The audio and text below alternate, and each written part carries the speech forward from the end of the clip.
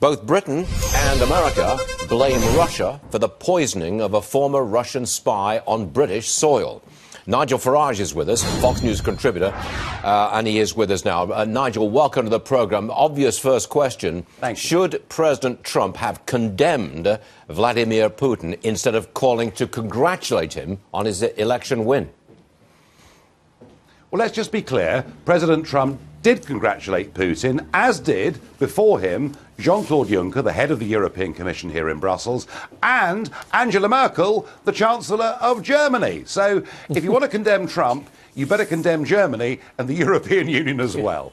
Now, the Russians are not in good standing in Britain at this point. From what I can tell, the Brits are in uproar about a nerve agent, a deadly nerve agent, being used on British soil. Am I accurately stating how the Brits feel? Well, look, you know, there were two people, and OK, he was a former Russian spy who defected to us, and his daughter were poisoned. But the fact is, it did actually threaten the lives of many other people. It happened at a public place in a small town in the west of England called Salisbury. Now, the government have told us, both the Prime Minister and the Foreign Secretary, that this was definitely ordered by the Kremlin. There are some who say, well, it could have been Russian mafia, it could have been a hit by a former colleague.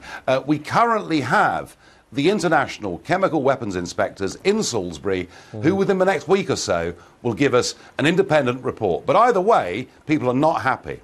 Now, the Brits have expelled 23 Russian diplomats, and I believe the Russians did the same to the Brits. But I believe Prime Minister May, she wants other European countries to do the same, expel Russian diplomats. She's not getting much cooperation, though, is she?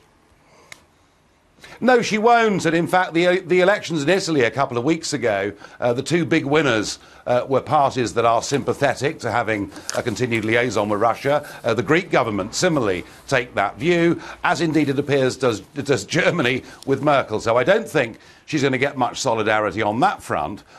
There might be some words here tonight supporting her. I don't see the actions. The real question, though, is why 23? What a strange number. Yeah, OK, but I don't know why it was 23. But I want you to tell me what is the standing of President Trump with the Brits today?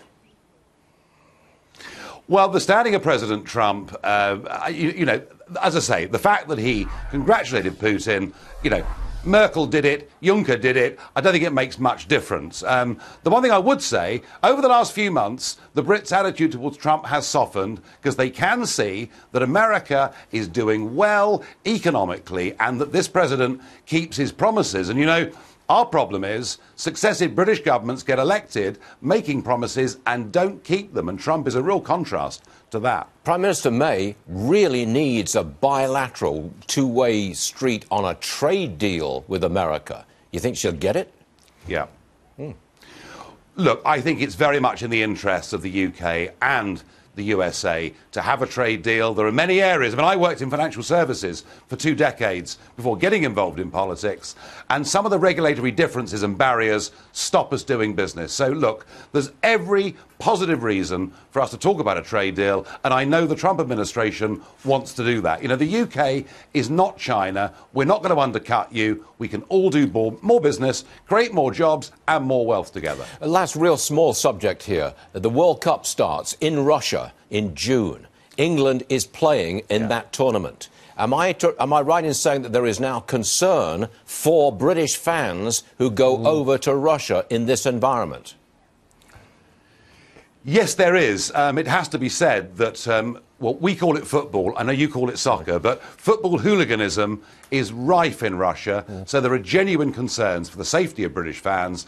But I'll say this to you. The Foreign Secretary, Boris Johnson, yesterday compared the World Cup football tournament in Russia to Hitler's Olympics in 1936. Wow. So there are now even some questions about whether the team should go or not. That's a big deal. Nigel Farage, welcome back to the show. Good to see you again, sir, and we'll see you again soon. Thank you, Nigel.